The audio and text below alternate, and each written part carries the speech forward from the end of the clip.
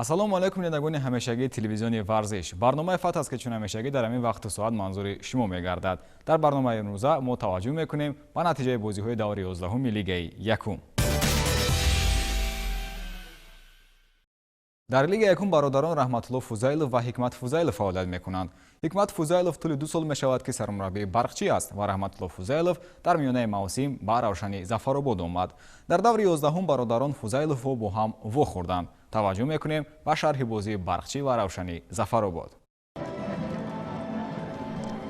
дар варзишгоҳи марказии шаҳри Ҳисор дидори дастаҳои Барқчӣ аз шаҳри Ҳисор ва дастаи Равшан аз Зафаробод баргузор шуд. Ин ду даста дар ҷадвали мусобиқа дар паҳлӯи ҳамдигар қарор доштанд. Равшан дар зинаи 10-ум бо касби 13 имтиёз ва Барқчӣ дар зинаи 11-уми ҷадвали мусобиқа бо касби 7 имтиёз. Бозӣ аз ҳамин сабаб байни ин ду даста аз муҳимияти хосе бархурдор буд, ба он хотир ки дар сурати пирӯзӣ Барқчӣ метавонист ба Равшан наздик шавад. Дар оғози ин рақобат аллакай дар дақиқаи 5 мо шоҳиди гол шудем. ҳамон тавре ки мебинед зарбаи кунҷӣ иҷро карда мешавад, партови тӯб ба дохили ҷаримагоҳ ва футболбозони дастаи Равшан ҳангоми онро аз дохили ҷаримагоҳи худ берун кардан ба иштибоҳ роҳ доданд. Дар натиҷа Султоншоҳ Мирзоев бо як зарбаи бисёрам ҳадафманду дарвозакӯб ҳисобро мекушояд ва ин гол ягона гол то анҷоми ин рақобат боқӣ монд. дар рафти бозӣ мазкур агарчанде ҳар ду даста ҳам имкониятҳои дигарро дар ихтиёр доштанд, вале ҳисоб тағйир наёфт. Футболбозони дастаи Барқчӣ албатта дар қисми якум бештар фаъол буданд. имкониятҳои дигари голзанӣ ҳам барои шогирдони Ҳикмат Фузайлов ба вуҷуд омад. аз ҷумла ин зарбае ки шумо дида истодаем ба даст иҷро кардани зарбаи кунҷӣ берун аз ҷаримагоҳ тӯб ҷониби дарвозаи Равшан равон карда мешавад ва дар натиҷа он ба тири дарвоза расида аз майдон берун мешавад. дар ҷараёни қисми дуюми рақобат бошад баъдан ташаббус ба ихтиёри футболбозони дастаи Равшани Зафаробод гузашт ва онҳо бештар фаъол буданд, мекӯшиданд натиҷаро тағйир диҳанд ва бо касби 1 имтиёз албатта аз сафар ба хонаи худ баргарданд.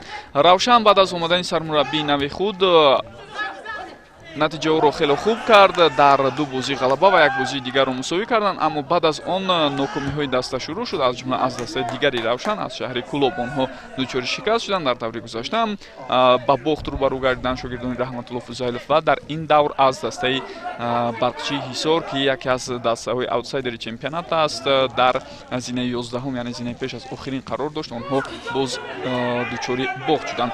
ҳамон тавре ки болотар ишора кардем, Барқчӣ дар қисми якум имкониятҳои бештари голзанӣ дошт. аз ҷумла ин фурсате ки як ба як ҳамлагари ин даста дар ихтиёри худ дошт, онро истифода карда натавонист. бозӣ байни ин ду даста аз он ҷиҳат ҳам қобили таваҷҷӯҳ буд ки дар он дуэли Фузайловҳо ба чашм мерасид. умуман сулола дар варзиш мисле ки дар гӯем ҷанбаҳои дигари ҳаёт дида мешавад, нақши бисёр муҳимро ҳам дорад, аммо дар футбол мо хело кам мебинем ки сулолаҳо гӯем яке паси дигаре ҳамдигарро иваз карда дар футбол нақши муҳими худро иҷро кунанд.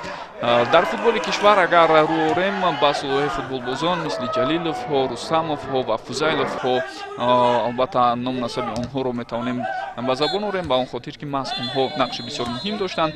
Ҳикмат Фузайлов давоми 2 соли охир ба ҳайси сармураббӣ дар дастаи Барқчӣ фаъолият карда истодааст. натиҷаи ӯ хубам ҳаст ва бародари ӯ Раҳматулло саркарда аз ҳамин мавсим акнун сармураббии дастаи Равшани Зафаробод мебошад ки дар ҳамин давр ин ду бародар бо ҳам рӯбарӯ мешуданд. тазодро бубинед ки дар ҷараёни ин бозӣ боз дар ҳайати ин ду бошгоҳ фарзандони Ҳикмат Фузайлов Зиёвуддин ва ҳамчунин Зуҳуриддин бо ҳам рақобат мекарданд ки ин ҳам метавон гуфт то ҷое аз ҷумлаи ҷаззобияти ин бозӣ ба ҳисоб мерафт. ва қисми якуми бозӣ ҳамон тавре ки болотар ишора кардем бисёр аз вазъиятҳои хавфнок бой буд ва дар ҷараёни он футболбозони дастаи Барқчӣ танҳо як гол заданд. Равшан бошад дар ҳуҷумҳои ташкил кардааш муваффақ нашуд ва ҷараёни қисми дуюм ҳам суръати қисми якумро футболбозон нигоҳ доштанд. шиддатноки ҳамоно хело баланд буд дар рафти бозӣ, аммо натиҷа дигар тағйир наёфт ва футболбозони ҳар ду даста ҳам албатта натавонистанд гӯем он дастури супоришҳое ки мураббии худ дода буданд дар қисми дуюм иҷро кунанд. Равшан дар анҷоми ин рақобат каме фаъол шуд ба он хотир ки натиҷа барошон бисёр муҳим буд. Онҳо имкониятҳои муайянеро ҳам дар назди дарвозаи Барқчӣ ба вуҷуд оварданд, вале шогирдони Раҳматулло Фузайлов муваффақ намешаванд. Раҳматулло қаблан ба ҳайси мураббӣ дар Лигаи олӣ бар муқобили бародари бузурги худ Ҳаким Фузайлов ҳам рӯбарӯ шуда буд, аммо дар он бозиҳо хотиратон бошад онҳо дучори шикаст шуда буданд ва дар Лигаи якум ин дафъа бори аввал ба ҳайси мураббӣ ӯ бо бародари худ муқобил буд ва дар ин бозӣ ҳам ӯ шикаст хӯрд. Ин ду нафар қаблан ба ҳайси футболбоз ҳам дар майдон бо ҳам рӯбарӯ буданд, аммо албатта натиҷаҳо он замон фарқкунанда буд. Ҳикмат Фузайлов то соли 2007 бозӣ кард ва Раҳматулло бошад то соли 2012 фаъолияти бозигарии худро идома дод. Бозӣ байни ин ду даста агарчанде пур аз вазъиятҳои хавфнок буд, имкониятҳои зиёди голзанӣ барои ҳар ду даста буд, аммо мо танҳо шоҳиди як гол шудем ва онро ҳам футболбозони дастаи Барқчӣ дар оғози ин рақобат бо кӯшиши Султоншоҳ Мирзоев ба ҳадаф расониданд. Дигар натиҷа тағйир наёфт ва бозӣ байни дастаҳо албатта бо ҳисоби минималии 1-0 ба фоидаи Барқчӣ хотима ёфт. Футболбозони Шаҳрисор баъд аз ин пирӯзӣ бо 10 имтиёз дар зинаи 11 мавқеъ касб карданд. Албатта ин ҳоло хотимаи кор нест барои онҳо, чун анҷоми марҳилаи якум буд ва дар идома даста албатта имкон дорад боз мавқеи худро беҳтар кунанд ва барои ин чиз албатта онҳо талош хоҳанд кард. Я думаю, в целом игра была интересная, захватывающая. Прежде всего хочу поздравить команду Барқчӣ, молодых ребят за характер, с победой поздравить и команду, и главного тренера, брата родного, пожелать им в дальнейшем удачи. Но то, что касается самой игры, я думаю, была обоюдоострая игра. Барқчӣ воспользовался своим моментом, реализовали свой момент вследствие грубой ошибки и вратаря, и защитников, вследствие получили гол. Даже после этого создали хорошие моменты, но опять же реализация хромает. К сожалению, пока не получается эту ситуацию исправить, то, что дома играем хорошо, а на выезде пока у нас большие проблемы. Я думаю, будем продолжать работать, исправлять ошибки, анализировать и в будущем улучшать все эти моменты. Я думаю, все будет хорошо. Помнили то, что с братом, когда перед игрой поздоровались, мы, будучи еще игроками, играли и в одной команде, и против друг друга. И так как судьба свела уже со вторым братом, я думаю, это в футбольном мире это нормально. Также, в принципе, спокойно, все, без всяких притязаний друг к другу. Пусть побеждает сильнейший. Мы ожидали эту игру, очень тяжелой. И в турнирной таблице мы рядом, поэтому всем нужны были 3 очка. Видно, что пришел в команду Равшан хороший тренер, и игра показала, что достойны 2 команды завоевать победу. Но повезло сегодня нам. Ребята действительно отдались. Спасибо, конечно, ребятам. В свое время играл Раҳматулло Фузайлов за Памир Душанбе, я за Ситару Душанбе. Мы поскольку знаем, что когда заходишь на поле, там нету братьев, друзей, каждый бьется за свой клуб. И то же самое, я думаю, что у тренеров. Когда мы выходим на поле, там нету родственников. А когда выходим за поле, мы, конечно, родные и приветствуем друг друга. ҳулбук дар даври гузашта дар сафар аз тими Панчер бо ҳисоби 3-2 мағлуб гардид. футболбозони ноҳияи Восе охирин бозии хонагии худро бо тими Эсхата доир карда буданд ки тавонистанд бо ҳисоби 3-1 пирӯз шаванд.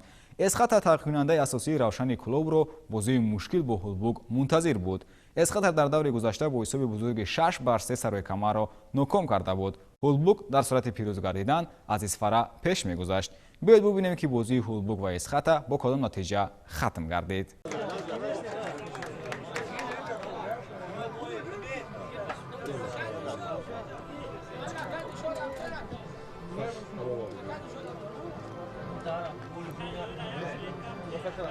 тими ҳулбуки ноҳияи Восе дар даври 11 дар майдони худ бо Эсхата бозӣ кард ва ин дидор барои ҳар ду даста хелам муҳим буд.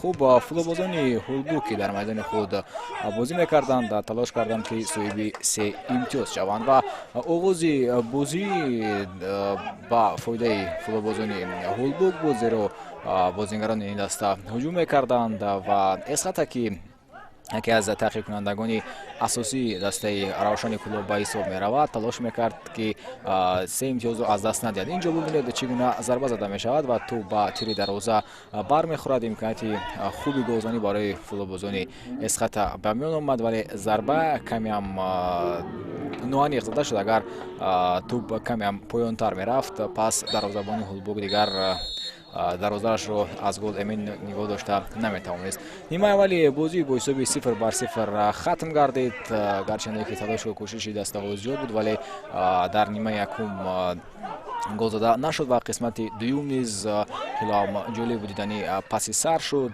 فلوبوزان اسخط تلاش میکردند که تشبث رو به دست گیرند و هولبوک باشد بیشتر از عکس الهجوم ها کار میگرفت. اینجا دروازه‌بان اسخط با اشتباه راه میدهد، نتوانست که توپ را به مرکز روان کند و از این امکانیت فلوبوزان هولبوک استفاده کرده نتوانستند. در رفتی بازی مذکور داور با عبدالرحمن اوزاقوف و دلشاد کریموف کارت زرد داد به دو فلوبوزی اسخط و همچنین در دقیقه 52 بازیگر هولبوک انوشیروان خوبلجان کارت سرخ گرفت و از میدان رانده شد.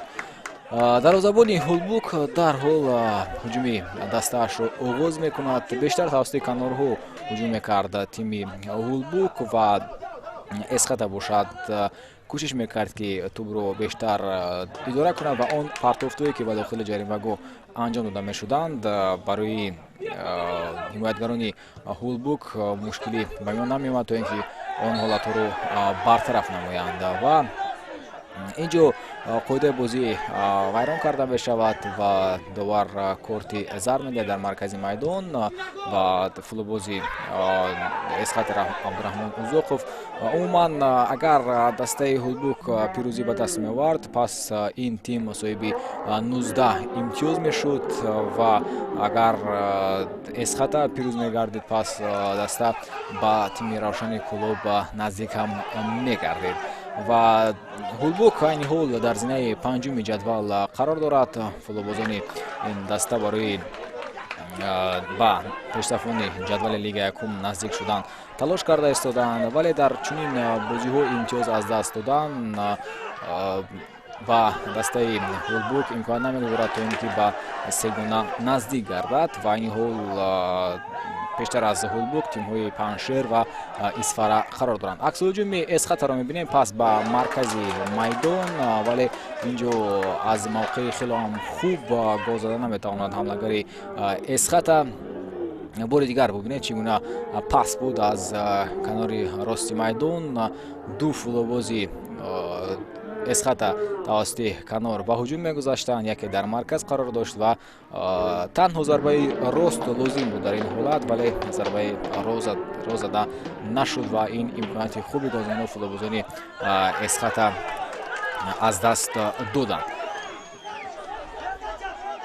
خودی تیم هولبوک اکنون به هجوم می‌گذارد توسط کنار میدان و بیشتر از کنارها استفاده میکرد هولبوک ولی پرتافته رو حمایتگران برطرف میکردند و عموما هر دو دسته در خط حمایت خیلی هم خوب هنرنمایی هم کردند و ما از همین بازی خوبی حمایتگران به آن آورده رسانید که در رفتی دیداری مذکور دسته ها در خط حمله اونقدر خوب هنرنمایی نکردند و باز هم میخواهد تیم هولبوک با عکس هجوم گذارد و اینجا توجه میکنیم با هجوم بازیگران اسخط تو با دست فلوبوزی هولبوک برمیخورد و بعدا فلوبوز اسخط از پرافت میشد داور باشد اینجا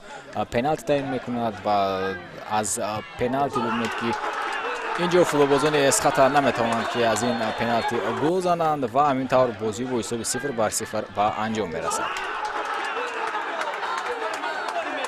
امروزه بازی با دسته هولبوک خیلی پرشدت گذشت، ناز گذشت.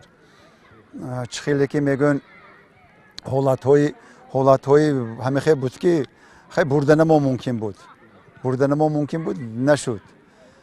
یکی بازی ناز گذشت من یگان خیلی بچه ها پرتنزی ندارم تو میکردگیش کرد خیلی نشد خدا خواهد این دفعه من تو همینه با یک بازی کردم چه میگوید نپدایشی و یه بروت که دو تا نپدایش کردم و همون به حالت های میزه دیگه ما مولتر شد همه خیلی حالت هایی که بود که باید میگم بردن ممکن بود یگان تا بازی خیلی حالت های همین روزه با این شدگی نبود حالت های گلزنی مرحله دوم به تیار میبینیم عادی مولم نمیشد ما چه تیار دیدم میگادیم همه خیلی تیار میبینیم پیشنده با کوبوک هست کوبوک به تیار میبینیم حرکت میکنیم جای نمایان گیستان تیم پنچر باز هم در رقابت با دسته در میانه جدول مسابقه قرار داشته امتیاز از دست داد. چگونه که میدونیم پنچر در رفت این موسم در رقابت با دسته‌های پیشرفت خیلی خوب بازی میکند ولی از تیم‌های کمبها امتیازهای ضروری را گرفته نمیتواند. وحدت قبل از این دور در مقام ششم قرار داشت و اگر پیروز میگردید شماره امتیازهای خود را با پنچر برابر میکرد. بازی در 11 لیگ یکم تاجیکستان علاقه برگزار گردیدند و در دوری مذکور دسته‌های وحدت و پنچر هم بین خود رقابت برگزار کردند. بازی دسته‌های مذکور در برابر یکی از بازی‌های مرکزی دور بین دسته‌های موهیر و روشن بنهایت بازی جذاب و دیدنی پشت سر گردید و فوتبال بازان دسته وحدت از دقیقه نخست تلاش میکردند که پیشرفتی رو به دست بگیرند اما دسته پنچر در رفت این رقابت از دقیقه اول کوشش میکرد که هجوم های رقیب رو یک برطرف نماید و حالا با یکی از حمله های اولین می‌نگریم که چطور خوفناک پشت سر گردید در رفت این دیدار. عموما بازی از هر دو جانب با حمله های پای در پای صورت می‌گرفتند اما فوتبالبازان دسته وحدت بیشتر از عکس الحمله ها استفاده کردن رو در رفت این دیدار با خود خوب خاص می‌دونستند. در جدول دسته وحدت حالا در زینه هفتم قرار دارد و باشگاه پنچر باشد یکی از دسته‌هایی است که در چهارگانه اول قرار دارد و این دسته خوب برای بازم موقع خود رو بهتر کردن در جدول مبارزه برده ایستاده است. یکی از امکانیت‌هایی که خیلی نزدیک به گل بود در قسمت اولی رقابت مثلا همون حالتی بود که ما یک جدیدمون رو در زبان دسته به نهایت خوب بازی کرد و نگذاشت که تو به طوری در روزه وارد گردد. عموما در دور مذکور دسته‌های سرای کمر حاصلات و همچنین موهیر روشن شو منصور اسفره و خوب هولبوک اسخط با هم بازی کردند. برقچی و روشن ظفرآباد نیز دسته‌ای بودند که در این دور در برابر بازی دسته‌های وحدت و پنچر بازی خود رو دویر کردند. حالا متوجه میشویم با هجوم دسته پنچر که خوب بعد چندین حمله های پای در پای فوتبالبازان دسته وحدت انجام داده شد و در دقیقه دوم ایلوگی در قسم یکم رقابت علاقه به زدن گل دست یافتند فوتبالبازان دسته پنچر. ببینید از میان پایهای دروازه‌بان توپ با طوری در روزه وارد کرده شد. حسن خلوف مؤلف گل گردید در خاتمه قسم یکم رقابت. نیمه اولی بازی دسته‌های وحدت و پنچر با حساب 0-1 به فایده دسته پنچر جنبست گردید. دسته‌ها در نیمه دوم رقابت رو همون طوری که در قسمت اول آغاز کرده بودند برگزار کردند. فوتبالبازان دسته وحدت بازم بیشتر با توپ بازی می‌کردند، توپ را کوشش می‌کردند که نسبت رقیب خود زیادتر در نزد پای خود داشته باشند و اما تو بعد دقیقه 58 فوتبالبازان این دسته با زدن گل دست نیافتند، یعنی نوبسته از اون که اونها پیوسته در حمله ها قرار داشتند اما موفق نشدند تا اینکه حساب رو برابر نمایند تنها تا دقیقه 58 رقابت. یعنی در قسم دوم بازی 13 دقیقه که اونها فشار آوردن پیوسته بر رقیب برایشون بعداً ثمر هم آورد. حالا متوجه میشویم با یکی از حمله های خیلی خوفناک دسته خوب وحدت که با پنالتی ختم شد و ضربه پنالتی اجرا کرده شد اما ضربه کمی دورتر از دروازه دسته پنچر روان گردید. ببینید چطور اشتباه میکند فوتبالبازی دسته وحدت و امکانیت 100% گلزنی خود رو نمیتواند استفاده نماید. در رفت این بازی 3 فوتبالباز бо корти зард муҷозот шуданд. Ин Фирӯз Раҳматов, Фирдавс Файззода аз дастаи Ваҳдат буданд ва Қиматҷон Муминшоев аз дастаи Панҷшер буд ки хуб ба корти зард ҷазо дода шуданд аз тарафи довари марказ. ҳоло яке аз имкониятҳои дигари футболбозони Ваҳдатро мебинем ки аз зарбаи ҷаримавӣ ба миён меояд. Ту ба дохили ҷаримагоҳ зада мешавад ва дар ин ҳуҷум хуб дарвозабон нақши аввалро бозӣ мекунад ва тӯбро ба дасти худ мегирад.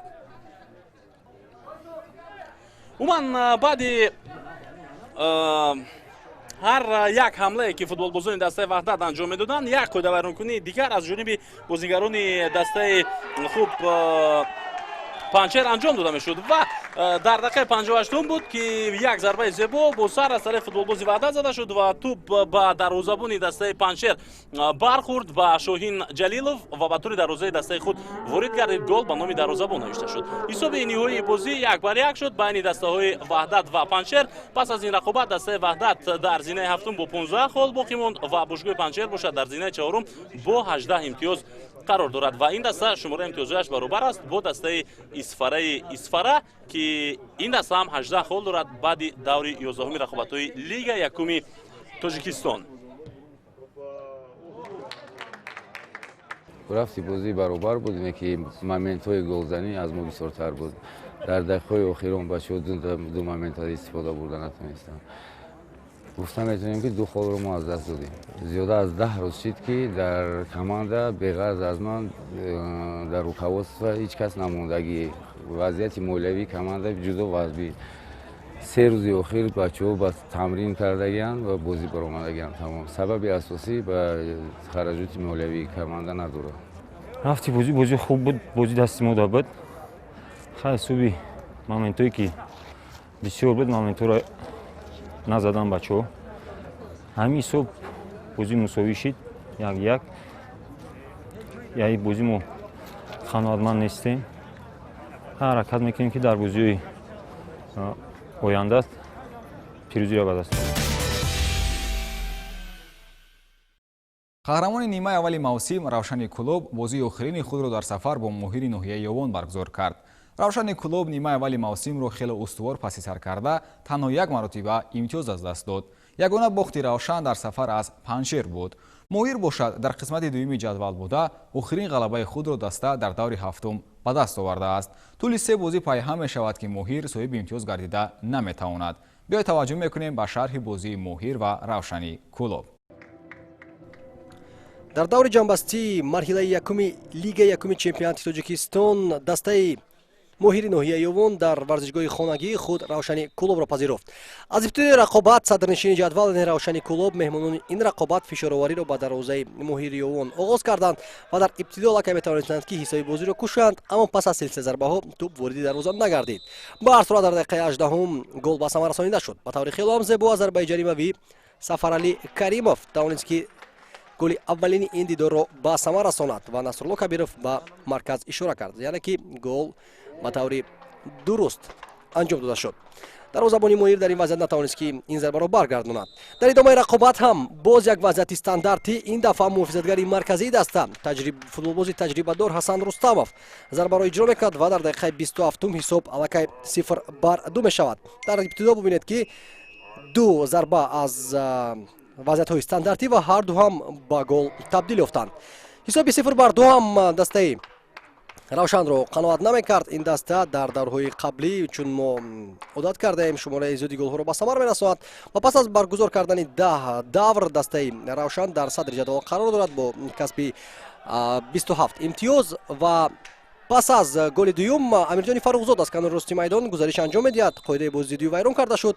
аз нуқтаи 11 метра ба иштибоҳ роҳ медиҳад Наврӯз Рустамов, футболбозе ки якчанд давр пеш ба дастаи Равшани Кулоб пайваст шуд аз бошгоҳи Файзканд Ноҳияи Восе ки дар Лигаи Олӣ баромад мекунад. ин мавсим Наврӯз Рустамов дар Лигаи Олӣ баромадҳои худро оз карда буд ва баъдан гузариш кард ба дастаи Равшани Кулоб, ки дар он дар мавсими гузашта дар Лигаи Якум баромад мекард ва аллакай дар чанд давр муаллифи гол ҳам гашт ва дар даври гузашта хусусан ӯ беҳтарин футболбоз дар майдон эътироф гардид.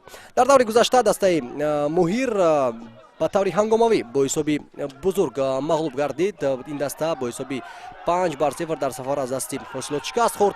бошгоҳи Равшани Кулоб бошад пирӯзӣ ба даст овард. Ба ҳар сурат дар қисми дуюм ба дарвозаи Равшани Кулоб футболбозони Муҳир тавонистанд ки гол ҳам зананд ва онро ҳам бошад яке аз беҳтарин футболбозони ин даста дар ин мавсим Бахтовар Ҳалимов дар дақиқаи 64 аз масофаи дур дарвозаи Равшанро нишон мегирад ва зарбаи муҷаллои худро анҷом дод. Бахтовар Ҳалимов дар ин мавсим яке аз беҳтарин нишонзанҳо ба ҳисоб меравад. Ин футболбоз 8 гол қаблан ба самара расонидагӣ буд ва голи задаи ӯ ба дарвозаи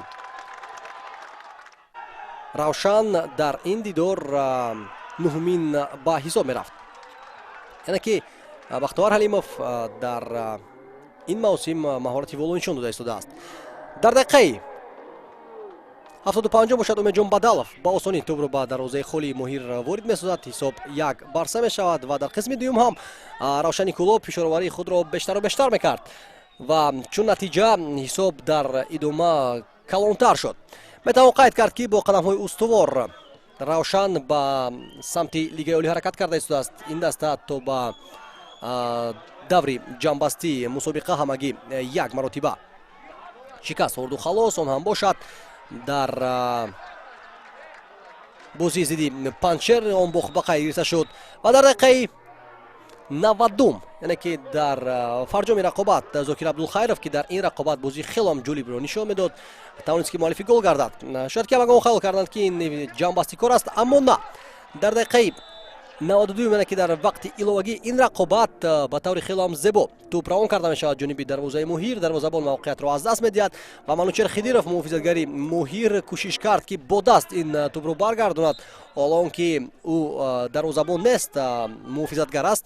ба ҳар сурат гол ба қайд гирифта мешавад ва автогол 1-5. ин ҳам ҳисоби ниҳоии рақобат нашуд, зеро ки Муҳир тавонист ки як голи тасаллубахши дигарро ҳам ба самар расонад аз масофаи хело ҳам дур.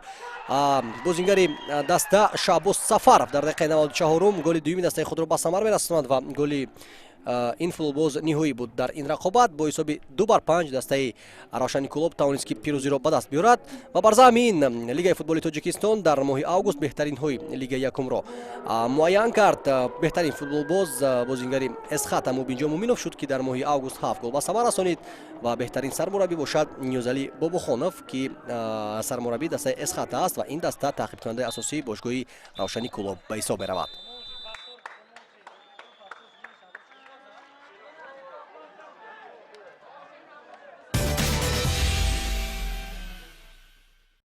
акнун бинагони арҷманд биёед бубинем ки дигар бозиҳои даври 11 бо кадом натиҷаҳо хатм гардиданд.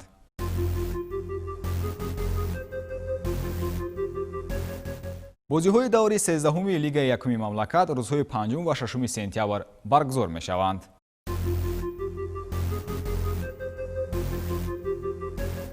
дар даври 11 мамлакат нисбат ба дигар даврҳо шумораи ками голҳо ба самар расонида шуданд. таваҷҷӯҳ кунед ба омори даври хатм гардида. дар даври 11 18 гол дар умум ба самар расонида шуд, 6 гол дар қисми якум, 12 гол дар қисми дуюм.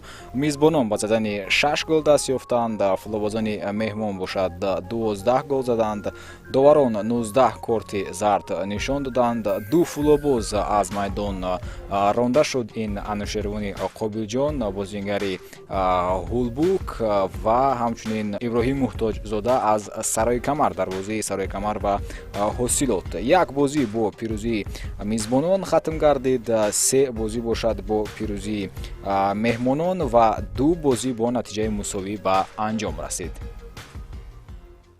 бинандагони гиромӣ, дар ҳамин ҷо барномаи навбатии ФАТ ба анҷом мерасад. бо шумо будам Фаридуни Шарифзод. хайр то ҳафтаи дигар шоду пирӯз бошед.